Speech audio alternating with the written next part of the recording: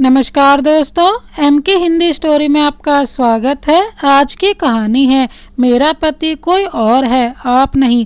अगर आप हमारे चैनल पर नए हैं तो चैनल को अभी सब्सक्राइब कर बेल आइकन को प्रेस कर दें। चलिए तो कहानी शुरू करते हैं। पल्लवी बहुत घबरा गई थी। अचानक ये क्या हो गया था, उसे कुछ समझ नहीं आया। आज उसके मम्मी पापा उसके घर आए थे अपनी नातिन और अपनी बेटी से मिलने, लेकिन घर में कुछ और ही शुरू हो गया था। उसका पति पराग एक खूनी बन चुका था, या वो शायद पहले से ही था।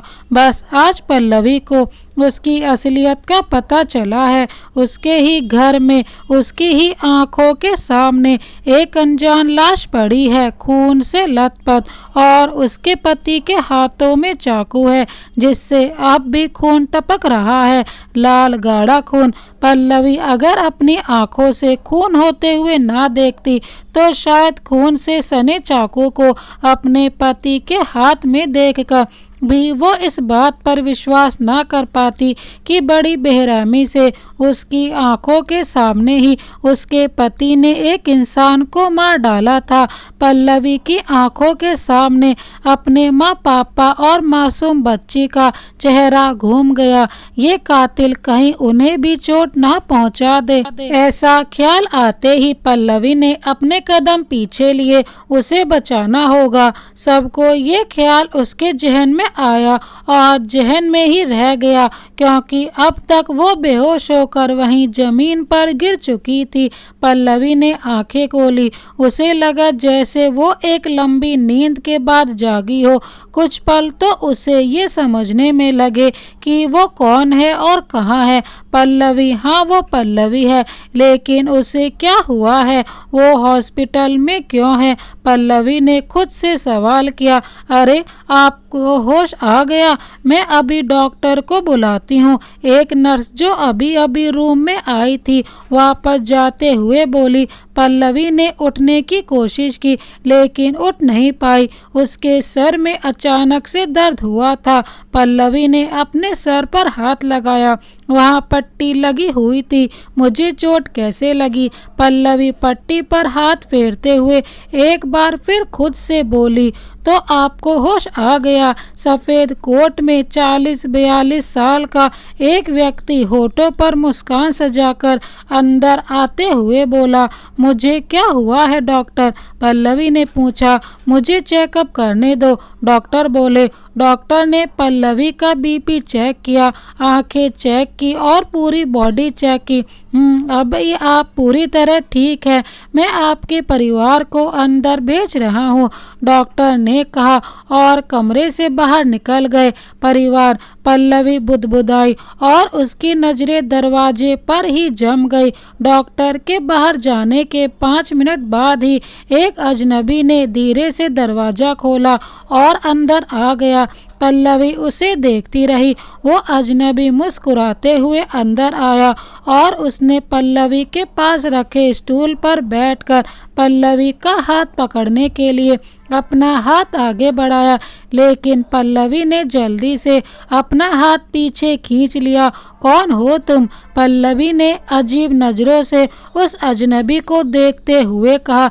पल्लवी के सवाल पर पास ही खड़ी नर्स चौंक उठी। अजनबी ने भी हिचकिचाकर नर्स की तरफ देखा और फिर पल्लवी की तरफ देखने लगा। पल्लवी, तुमने मुझे नहीं पहचाना?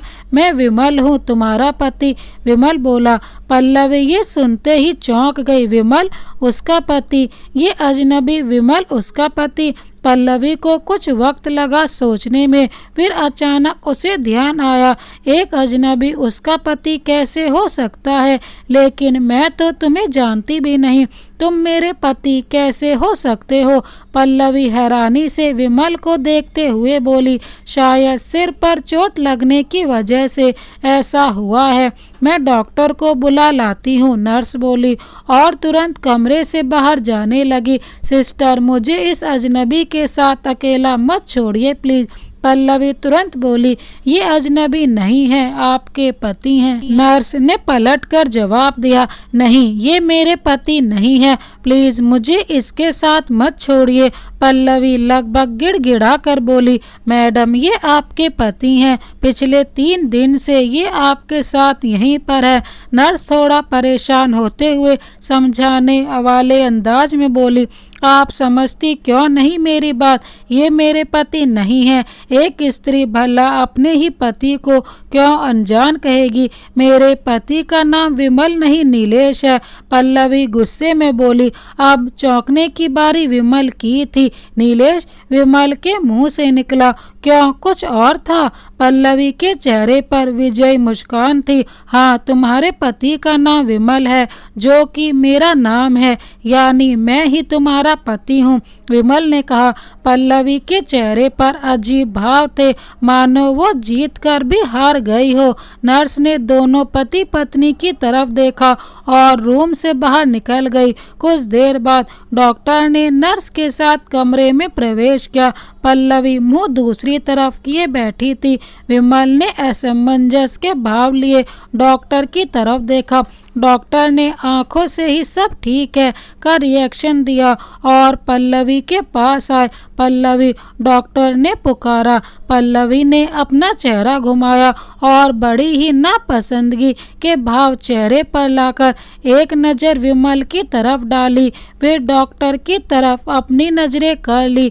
तुम्हें अपना नाम याद है, राइट? डॉक्टर ने पूछा। पल्लवी ने सर हिला दिया। और क्या याद है तुम्हें? मतलब तुम्हें तुम्हारा बेबी याद है? डॉक्टर ने बड़े ही आराम से पूछा। बच्चे का नाम सुनते ही पल्लवी के चेहरे के भाव तुरंत बदले। बच्चा? हाँ, वो तो मैं भूल ही गई थी। मतलब कुछ देर के लिए बच्चे का ख्याल मेरे दिमाग से निकल ही गया था। कोई भी माँ अपने बच्चे को कैसे भूल सकती है? ये पल्लवी के मन की आवाज़ थी। मेरी बेटी गुड्डी कहाँ है वो? मुझे मिलना है उससे इसी वक्त। अचानक ही पल्लवी तड़प उठी थी। ठीक है, वो बिल्कुल ठीक है। आपके पति, वो याद है आपको? क्या नाम है उनका? डॉक्टर ने पूछा। डॉक्टर के सवाल पर एक बार फिर पल्लवी की नज़र विमल पर पड़ी। उसे लगभग खा जाने वाली नज़र से घूरकर उसने डॉक्टर की तरफ देखा।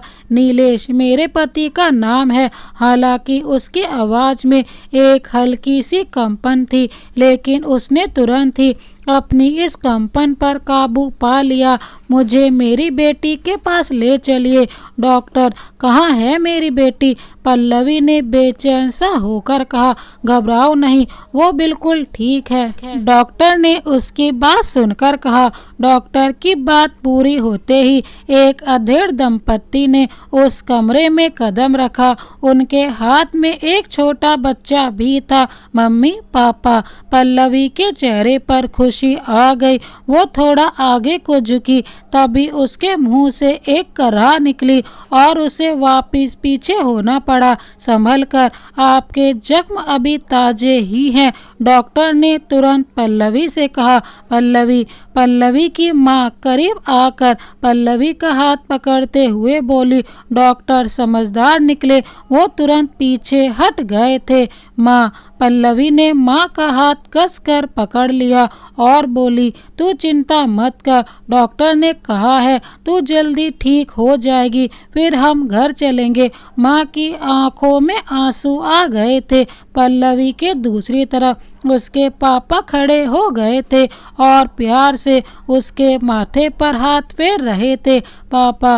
पल्लवी ने पापा का हाथ अपनी हथेलियों में ले लिया। पूरे 3 दिन बाद तुझे होश आया है। कितना घबरा गए थे हम, लेकिन अब सब ठीक है। डॉक्टर कहते हैं तू बहुत बहादुर है, पापा बोले।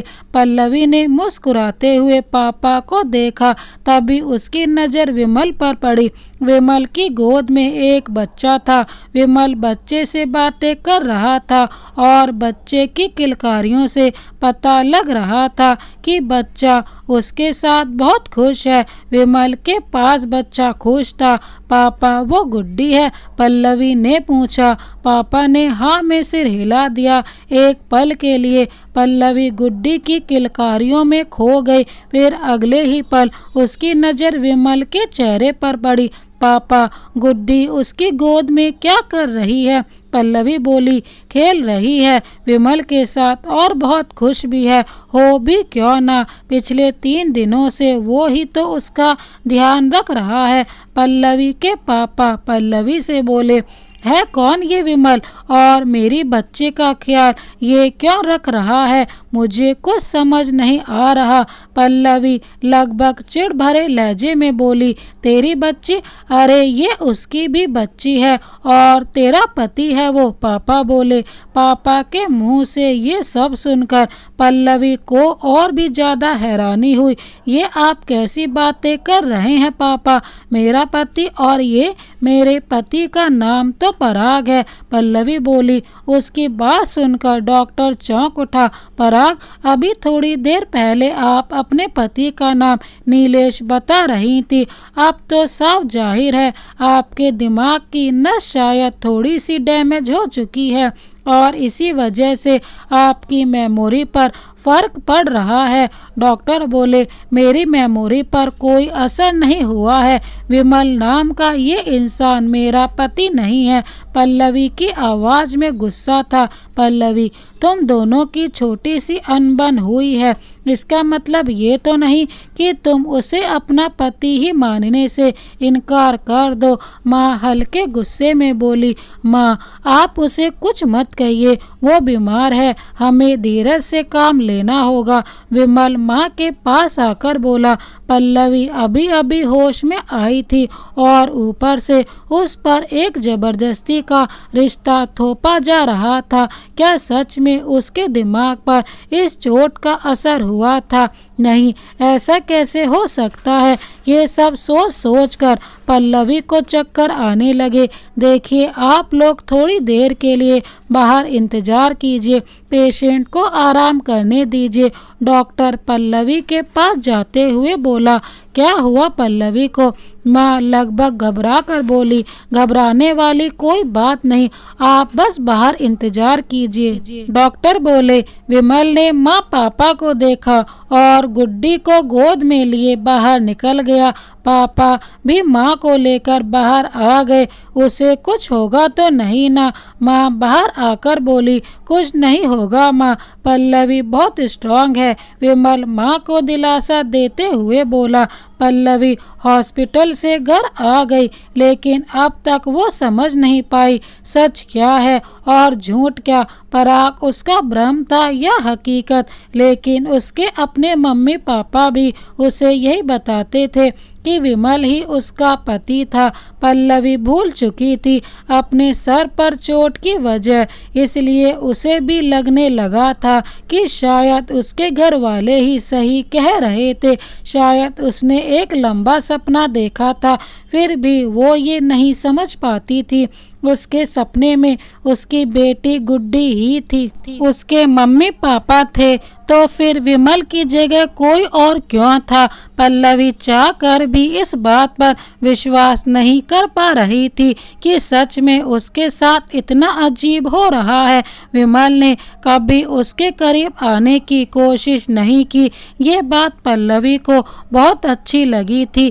मैं जानता हूँ तुम्हारा मन अब भी तैयार नहीं है। जब तक तुम दिल से मुझे अपना पति नहीं मान लेती, मैं तुम्हारे साथ एक पति की तरह पेश नहीं आऊंगा, लेकिन दोस्त बनकर जरूर तुम्हारे साथ रहूंगा। पल्लवी के मन को विमल की ये बात छू गई थी। उसे लगता ही नहीं था कि विमल उससे झूठ बोल रहा है, लेकिन अपनी उन यादों का वो क्या करे जिनमें उसका पति उसके साथ हुआ करता था। पराग नाम का एक दूसरा ही इंसान था वो। जैसे जैसे दिन बीत रहे थे पल्लवी के मन में पराग की तस्वीर धुंधली होती जा रही थी। पल्लवी अब पहले की तरह ज़्यादा सोचती नहीं थी, वो खुश रहने लगी थी और गुड्डी का ध्यान भी पूरे मन से रखने लगी थी। ये देखकर पल्लवी के मम्मी पापा बहुत खुश थे। धीरे धीरे ही सही पल्लवी अपने दाम्पत्य जीवन में वापस लौट रही थी। विमल भी पल्लवी को खुश देखकर खुश था और अपने काम पर ध्यान देने लगा था। गुड्डी का पहला जन्मदिन आने वाला था और पल्लवी कोई कसर नहीं छोड़ना चाहती थी। उसने पार्टी के लिए सभी तैयारियां कर ली थी। विमल ने सब कुछ उसकी पसंद के हिसाब से ही तय किया था। पार्टी के लिए उन दोनों के कुछ खास रिश्तेदार, विमल के कलीग और आस पड़ोस के लोग थे। आखिर पार्टी का दिन भी आ ही गया। सुबह से ही घर में चहल पहल शुरू हो गई थी। फूलों और गुब्बारों की सजावट, उन पर चमकती रंग बिरंगी लाइट, परी के डिजाइन वाला केक और केक के आसपास लटकते बादल, चांद और तारे, सब कुछ बहुत ही प्यारा लग रहा था। पल्लवी गुड्डी को अच्छे से तैयार करके माँ के पास छोड़ आई थी और अब खुद पार्टी के लिए तैयार हो रही थी। तभी विमल वॉशरूम से बाहर निकला। कुछ पल के लिए विमल वहीं ठिठक गया। पल्लवी आईने के सामने बैठी अपने बाल संवार रही थी। उसकी नज़र विमल पर पड़ी। लगा जैसे वक्त वहीं ठहर गया है। पल्लवी एकटक आईने में ही विमल को देखती रही और विमल भी बस पल्लवी को ही देख रहा था। आज पल्लवी बहुत सुंदर लग रही थी, मानो वक्त जैसे थम ही गया था। लेकिन तभी दोनों को ही जैसे कुछ याद आया हो। दोनों एक दूसरे से नजरें चुराने लगे। पल्लवी अपने बाल संवारने लगी। विमल भी अलमारी से अपने कपड़े निकालने लगा। विमल अपने कपड़े लेकर पल्लवी के ठीक पीछे से निकला। पल्लवी को विमल की देह से एक खुशबू का एहसास हुआ। ये खुशबू उसे अपनी सांसों में समाती हुई महसूस हुई। विमल जब भी उसके करीब से निकलता, उसे इसी खुशबू का एहसास मदहोश कर देता। तब पल्लवी को लगता जैसे यही वो खुशबू है जिसे उसने शादी की पहली रात से महसूस किया है। फिर वो क्यों विमल को अपना पति मानने से इनकार करती रही। विमल उसे नजर आए या ना आए, वो खुशबू से ही बता सकती थी। विमल आसपास ही है। यही वो खुशबू है जो उसकी सांसों को छूते हुए दिल की गहराइयों में उतर चुकी है। कहाँ खो गई? जल्दी करो, पार्टी के होस्ट हम ही हैं। विमल पल्लवी को ख्यालों में डूबा देखकर बोला। हाँ, बस हो ही गया। पल्लवी जल्दी जल्दी कानों में बालियां डालते हुए बोली। विमल अपनी टाई बांध रहा था। तभी पल्लवी उसके करीब आई। मैं बांध दूं? पल्लवी ने बड़े प्यार से पूछा। विमल भला उसके प्यार को कैसे मना कर सकता था। उसने चुपचाप टाई से अपने हाथ नीचे कर लिए। पल्लवी उसके करीब आई और टाई बांधने लगी। विमल की नजरें पल्लवी के चेहरे पर ही टिकी थी। कितना वक्त बीत गया था दोनों को इतने करीब आए हुए। विमल को ये बहुत ही अच्छा लग रहा था। पल्लवी के दिल में भी अजीब सी गुदगुदी हो रही थी, जैसे उनका प्यार अभी अभी ही शुरू हुआ हो। पल्लवी ने टाई बांधने के बाद विमल के चेहरे की तरफ देखा। विमल आंखों में प्यार का पूरा सागर लिए उसे ही देख रहा था। एक पल को शर्म के मारे पल्लवी की नजरें झुकी, फिर अगले ही पल उसने नजरें उठाई और आगे बढ़कर विमल के गाल पर किस कर दिया। इससे पहले कि विमल को समझ पाता, पल्लवी दरवाजे से बाहर निकल चुकी थी। प्यार भरी मुस्कान और शरारती अंदाज के साथ विमल इतना ही कह सका। उसके चेहरे पर मानो सारी दुनिया की खुशी उतर आई थी। आज उसे उसकी पत्नी मिल गई थी।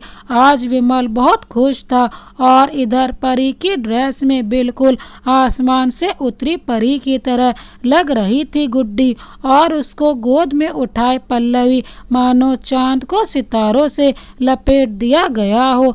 बड़ी परी की गोद में नन्ही परी को देखकर सबकी नजरें वहीं जमी हुई थी। तभी उनके पीछे से निकलकर आया विमल।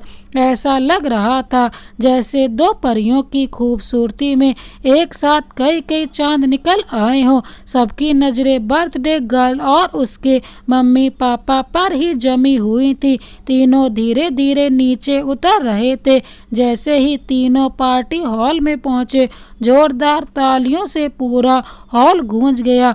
केक कट होने के बाद सभी खाने पीने और डांस में व्यस्त हो गए थे। विमल और पल्लवी ने गुड्डी को गोद में पकड़कर विमल गुड्डी को गोद में लिए बच्चों के साथ खड़ा था। सारे बच्चे गुड्डी के साथ खेलना चाहते थे, लेकिन गुड्डी अभी छोटी ही थी, इसलिए विमल बारी बारी से सभी बच्चों के साथ गुड्डी का हाथ मिलवा रहा था। गुड्डी बेटा, आ जाओ नाना के पास, नाना आपको डांस करवाएंगे। पल्लवी के पापा विमल से गुड्डी को लेते हुए बोले। पापा आप एंजॉय कीजिए ना, गुड्डी को मैं संभाल लूँगा। विमल बोला। गुड्डी अपने नाना के साथ डांस करना चाहती है ना गुड्डी? पापा से कहो जाकर मम्मा के साथ डांस करे, नाना विमल को इशारा करते हुए बोले। विमल ने हल्का सा शर्माते हुए अपने बालों में उंगलियों को चलाया और फिर पल्लवी की तरफ बढ़ गया। पल्लवी की नजरें भी अपनी तरफ आते विमल पर ही थी। विमल ने डांस के लिए पल्लवी की तरफ हाथ बढ़ाया। पल्लवी ने हल्का सा शर्माते हुए इधर उधर देखा और फिर अपना हाथ विमल के हाथ में दे दिया और दोनों साथ में डांस करने लगे। थोड़ी ही देर में दोनों डांस फ्लोर पर एक दूसरे में खोए हुए थे। पल्लवी की माँ और पापा दोनों को साथ में खुशी खुशी डांस करते देखकर बेहद खुश थे, लेकिन उनकी ये खुशी ज़्यादा देर तक कायम ना रह सकी। डांस करते करते ही पल्लवी की नज़र एक जाने पहचाने चेहरे पर पड़ी। पल्लवी याद करने की कोशिश करने लगी उस चेहरे को। पल्लवी मशीनी अंदाज में डांस कर रही थी। क्या हुआ पल्लवी, तुम ठीक हो? विमल ने पल्लवी से पूछा। तभी पल्लवी को याद आ गया वो चेहरा और उसने विमल को खुद से दूर ढकेल दिया। अचानक हुई इस घटना ने सबको चौंकाने पर मजबूर कर दिया। विमल खुद भी हैरान था। तुमने कहा था पराग मेरा वहम है, अभी मैंने उसे इस पार्टी में देखा है और उसकी आंखें मुझे तीर की तरह चुभ रही थी। सच बताओ तुम कौन हो? पल्लवी की आंखों में आंसू छलक आए थे और वो गुस्से में विमल से बोल रही थी। वक्त की नाजुकता को समझते हुए पल्लवी के पिता ने तुरंत ही मेहमानों से माफ़ी मांगते हुए उन्हें वहां से विदा कर दिया। पल्लवी शांत हो जाओ, विमल पल्लवी के करीब आते हुए बोला। दूर 10 मीटर दूर रहो मुझसे। पल्लवी का गुस्सा हद से ज़्यादा बढ़ गया। पल्लवी पहले तू शांत हो जा बेटा, माँ पूरे स्नेह से बोली। झूठ कहा माँ, आपने भी झूठ कहा मुझसे। क्यों, आखिर क्यों? पल्लवी चीखते हुए बोली। बेटा ऐसा कुछ नहीं है, पापा ने कुछ कहना चाहा। नहीं पापा, अब और झूठ नहीं। पल्लवी की आंखों में गहराई थी जिसमें अपनों के झूठ का दर्द साफ झलक रहा था। तो आखिर मेरी पत्नी को मेरी याद आ ही गई। तभी एक आवाज़ पूरे हॉल में गूंज गई। पराग, पल्लवी के मुंह से निकला, लेकिन ना जाने क्यों उसे अंदर से खुशी महसूस नहीं हुई। वो खुद पर ही हैरान थी।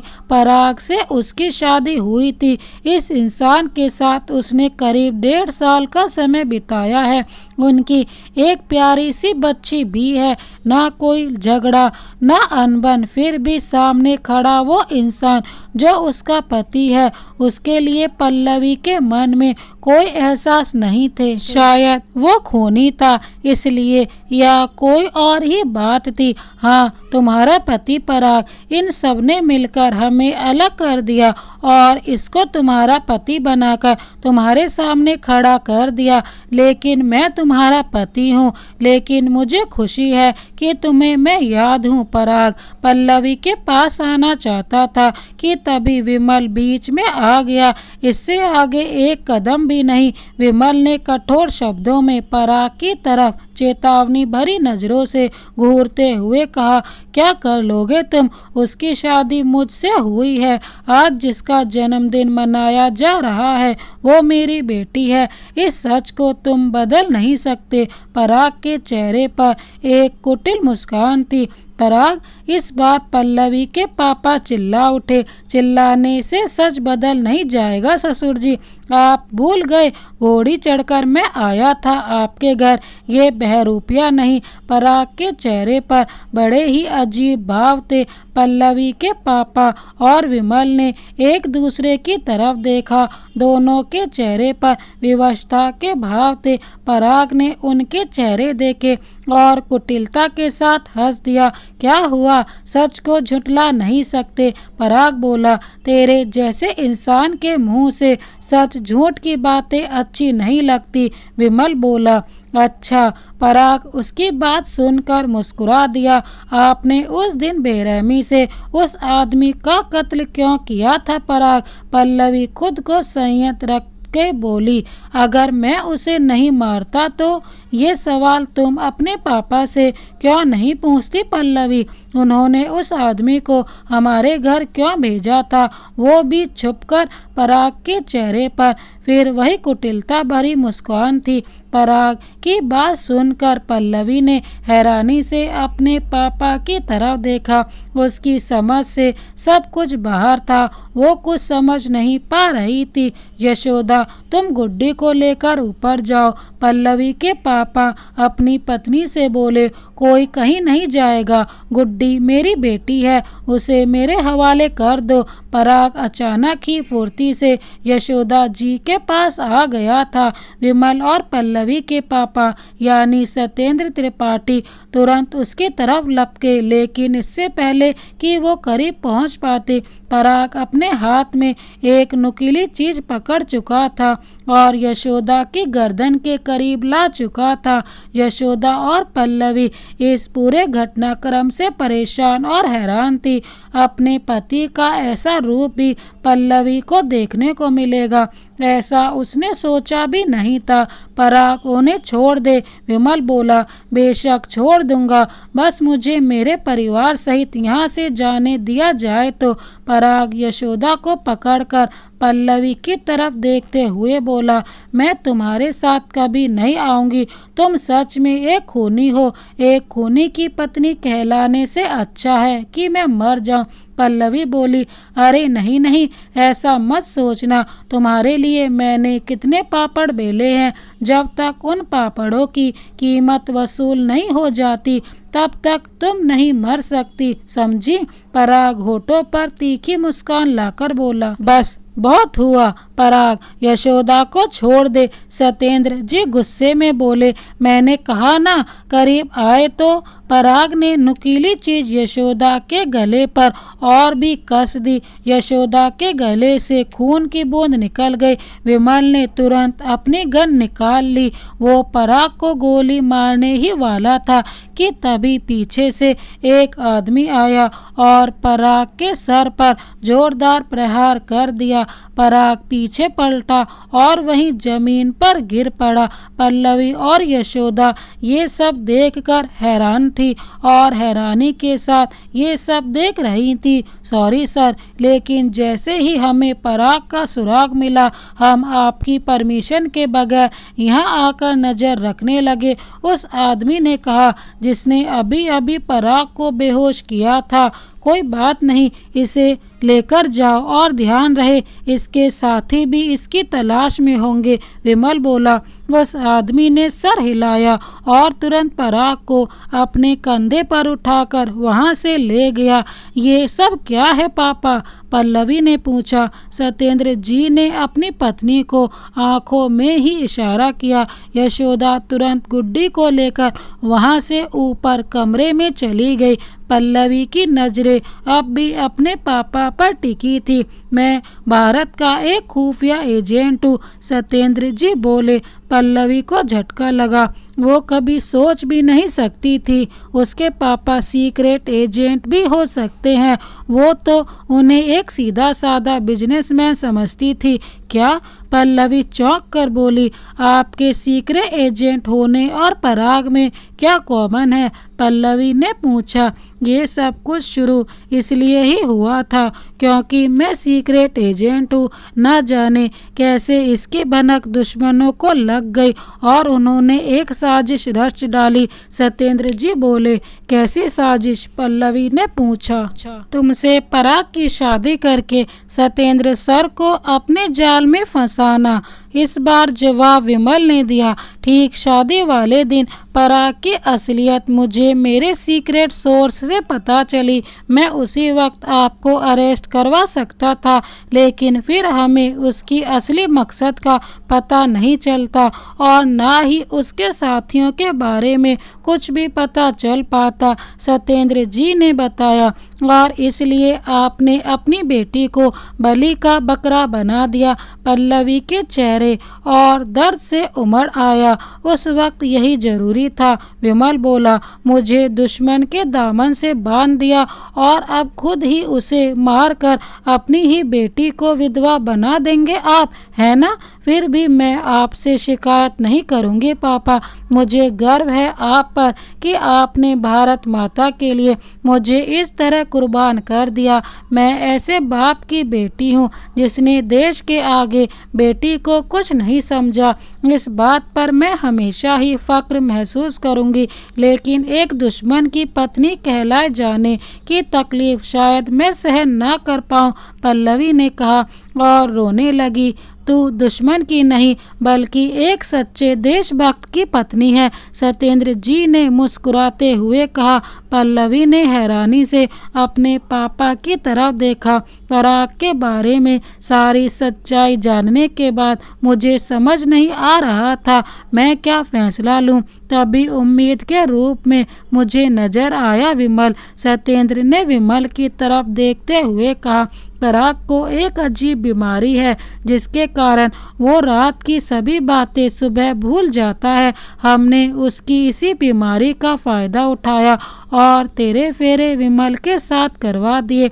विमल को जब मैंने सारी बात समझाई तो वो तुरंत मान गया। तुमसे छुपी हुई शादी के लिए? सत्येंद्र ने गर्व से विमल की तरफ देखा। मतलब? पल्लवी अब भी जैसे विश्वास नहीं कर पा रही थी।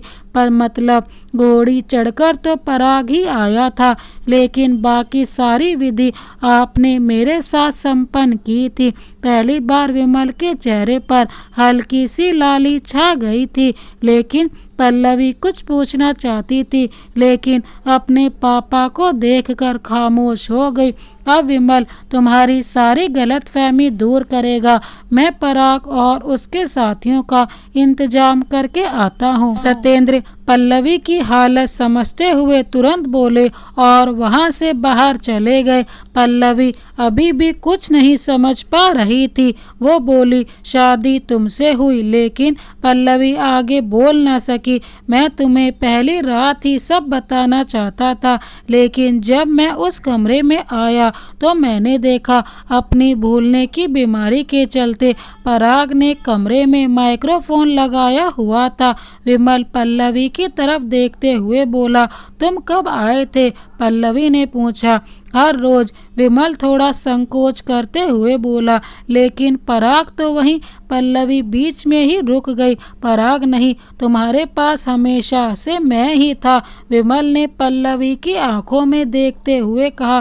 पल्लवी को याद आया जब भी वो विमल के करीब होती थी तब उसे वही खुशबू महसूस होती थी जो तब हुआ करती थी जब वो रात के अंधेरे में अपने पति के साथ होती थी, यानी वो विमल ही था। ये सोचकर ही पल्लवी के चेहरे और खुशी छलक उठी। मगर कैसे? मेरा मतलब पल्लवी को शब्द नहीं मिल रहे थे अपनी बात पूछने के लिए। तुम्हें बता ही दिया है कि पराग को बीमारी है। रात को जैसे ही वो वॉशरूम में आता मैं उसे बेहोश कर देता और फिर वॉशरूम से बाहर आते ही कमरे की लाइट बंद कर देता। पहली रात भी मैंने ऐसा ही किया था। मैं तुम्हें सब सच बताने आया था लेकिन वहाँ लगे माइक्रोफोन ने मुझे रोक दिया।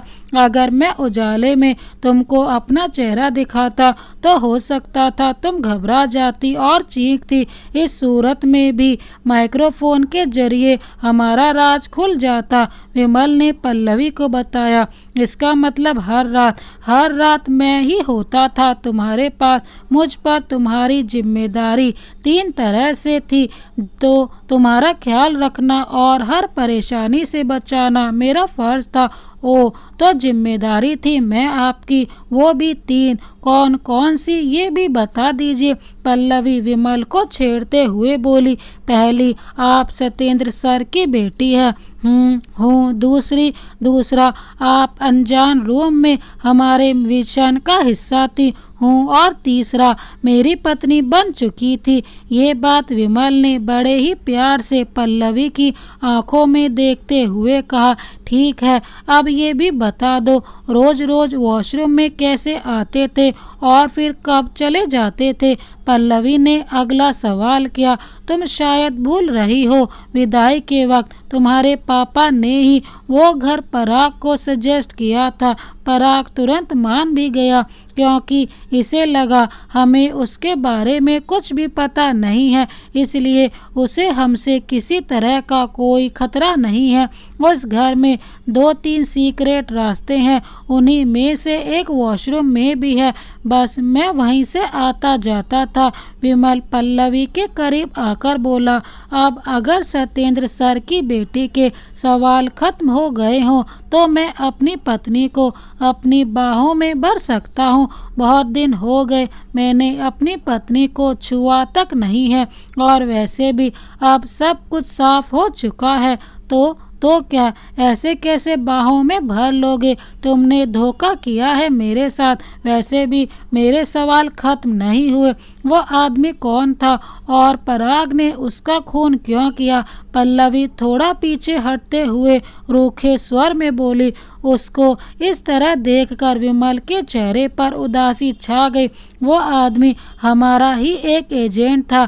दिन में तुम्हारी सुरक्षा के लिए वो हमेशा ही वहाँ होता था, लेकिन उस दिन ना जाने कैसे पराग ने उसे देख लिया और अंदाजा लगाया कि वो एक सीक्रेट एजेंट है। इसलिए उसने उसे अंदाजा भी नहीं था कि हम सबकी नज़र उस पर बनी हुई है। सत्येंद्र सर आंटी को लेकर तुम्हारे घर गुड्डी को देखने के बहाने से गए, लेकिन फिर भी तुम वो होते देख चुकी थी जो तुम्हें नहीं देखना चाहिए था। अपनी आंखों के सामने खून होता देख तुम चक्कर खाकर गिर पड़ी और तुम्हारे सर के ऊपर भारी फूलदान गिर पड़ा, जिस कारण तुम्हारे सर पर चोट आ गई। विमल ने पल्लवी की तरफ देखा। पल्लवी ने भी छिपकर विमल पर एक नज़र डाली। लेकिन तुम सब ने हॉस्पिटल में मुझसे झूठ क्यों बोला? क्योंकि ये बात सीक्रेट एजेंट से जुड़ी हुई थी, इसलिए इसे सीक्रेट ही रहना चाहिए था। और साथ ही ये सोचकर कि तुम्हें पराग के बारे में कैसे बताया जाएगा। तुम्हारे सर और चोट लगी थी, ऐसे में तुम्हें सच बताना सही नहीं था। और कुछ पूछना है? विमल ने पल्लवी पर नज़र जमाते हुए कहा। एक आखिरी सवाल। पल्लवी तिरछी नज़रों से विमल को देखते हुए बोली। क्या? विमल ने पूछा। ये सीक्रेट एजेंट अपनी सीक्रेट शादी वाली सीक्रेट पत्नी से कितना प्यार करता है। पल्लवी के चेहरे पर शरारती भाव आ गए। विमल ने थोड़ी हैरानी के साथ पल्लवी की तरफ देखा। इतना करता है कि अब इस प्यार को सीक्रेट न रखते हुए अभी अपनी पत्नी को किस करना चाहता है। विमल शरारत से बोला और पल्लवी की तरफ लपका। पल्लवी भी तुरंत भाग खड़ी हुई थी। दोनों की ये भाग दौड़ काफ़ी देर चलती रही और ये हॉल उनकी हंसी टिटोली से देर तक गूंजता रहा। दोस्तों, इस कहानी को अंत तक देखने के लिए आपका बहुत बहुत धन्यवाद। ये कहानी आपको कैसी लगी हमें कमेंट बॉक्स में ज़रूर बताएं। इसी तरह की कहानियाँ देखने के लिए हमारे चैनल को अभी सब्सक्राइब कर बेल आइकन को प्रेस करना ना भूलें। Thank you so much. Vande Mataram.